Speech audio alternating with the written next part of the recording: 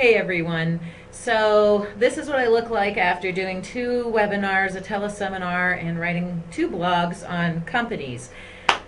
And in a freezing office where I actually have to wear a sweater and it's 90 degrees outside.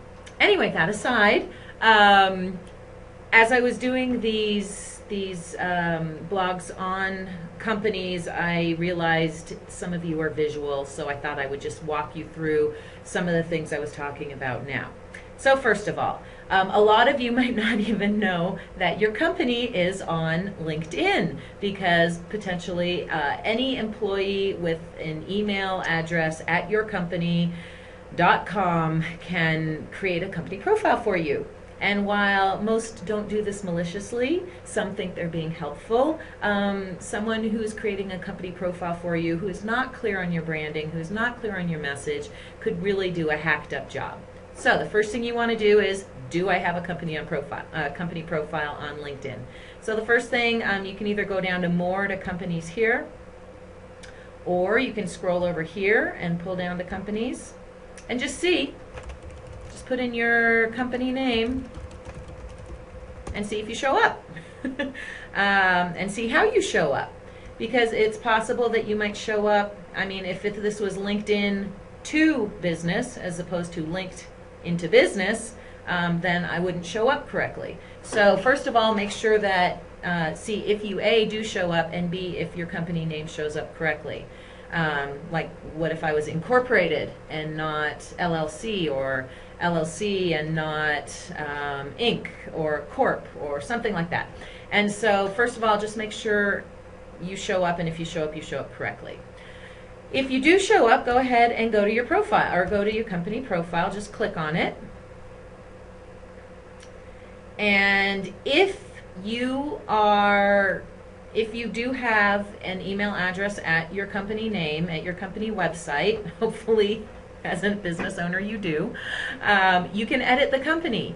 And like I said, anyone who is name at yourcompany.website.com can actually edit your company. And this is super scary because, like I said, you really have no control on this. So probably a best practice would be once a week, once every 2 weeks, just come in and take a look what's being said. Has anything changed? So if you already have a company profile, you can just click on Edit Company. Come in here to the description section. You actually have 2,000 characters to describe your company. I highly recommend that you put some keywords in here. People don't know to look for LinkedIn to business. They know to look for LinkedIn training, LinkedIn expert, show me how to use LinkedIn, I don't know how to use LinkedIn. Any of those phrases I can put in my description section. Once again, 2,000 characters, so you can see there's quite a lot that I can actually put in here. The other thing I'm going to want to do is in the specialty section, I think it's 150, it might be 250 characters, to once again describe my keywords, what I do, who's my ideal client, that kind of thing. And really be focusing on your ideal client, because that's what they're focusing on right now.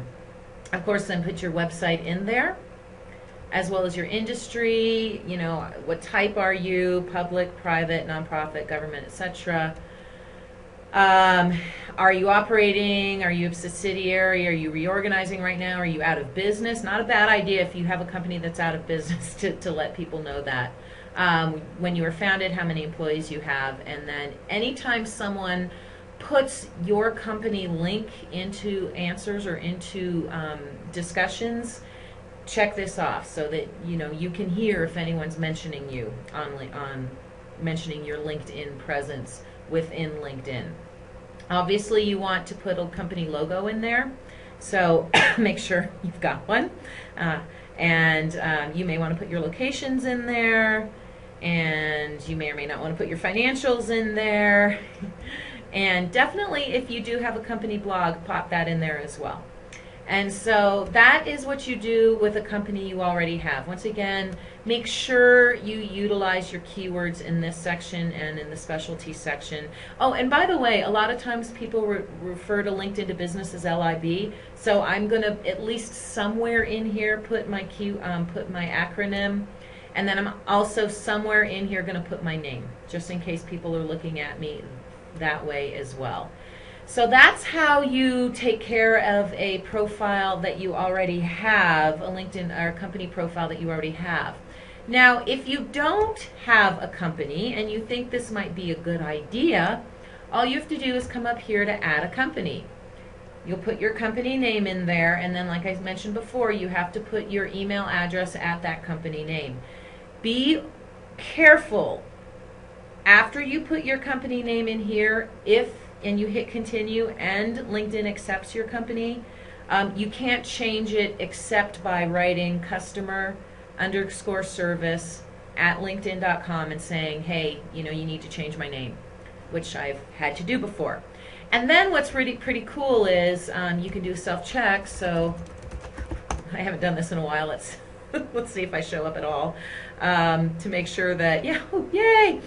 So under the keyword social media, my company still shows up first. Woohoo! And I think it does for the LinkedIn and other things like that too. So there you go. Company profiles, a really basic way to get started. Just make sure that yours is optimized, up to date, ready to go. Oh my gosh. I'm sorry. I totally forgot this last part. I should remember this because this is the part that's bugging me.